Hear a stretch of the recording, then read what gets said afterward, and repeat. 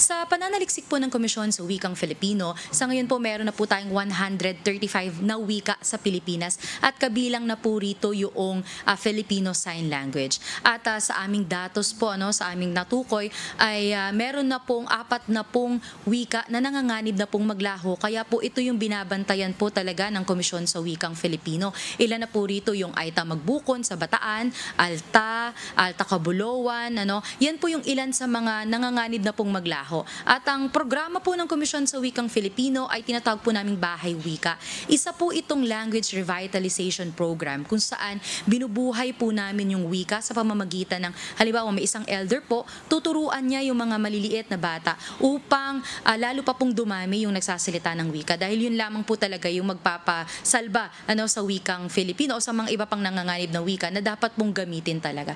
Kaya po ang Komisyon sa Wikang Filipino ay may language revitalization program at meron pong language documentation sa pamamagitan po ng tinatawag po nating ortografiya.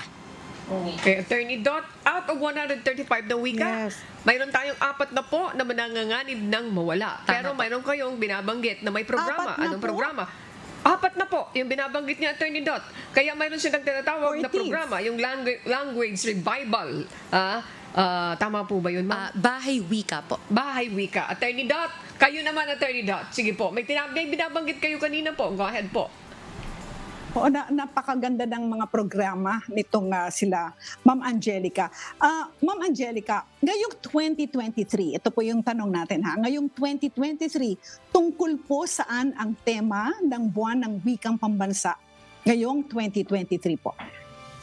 Attorney, sa bisa ng proklamasyon bilang 1041, itinatadhana po na tuwing buwan ng Agosto taon-taon ay kailangan pong ipagdiwang ang buwan ng wikang pambansa. At ngayong taon po, ang tema po ng buwan ng wikang pambansa ay Filipino at mga katutubong wika, wika ng kapayapaan, seguridad at inklusibong pagpapatupad ng katarungang panlipunan.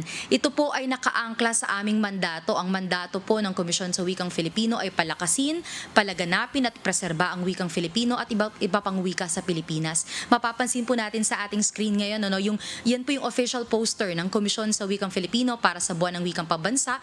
At sa likod po ng ibon, yan po ang 135 na wika sa Pilipinas. At yun po ang tema at nakaangkla rin po ito sa RA 11106 of Filipino Sign Language Act. Nakaangkla rin po sa UNESCO, International Decade on Indigenous Languages, at nakaangkla rin po sa Sustainable Development Goals po ng UN.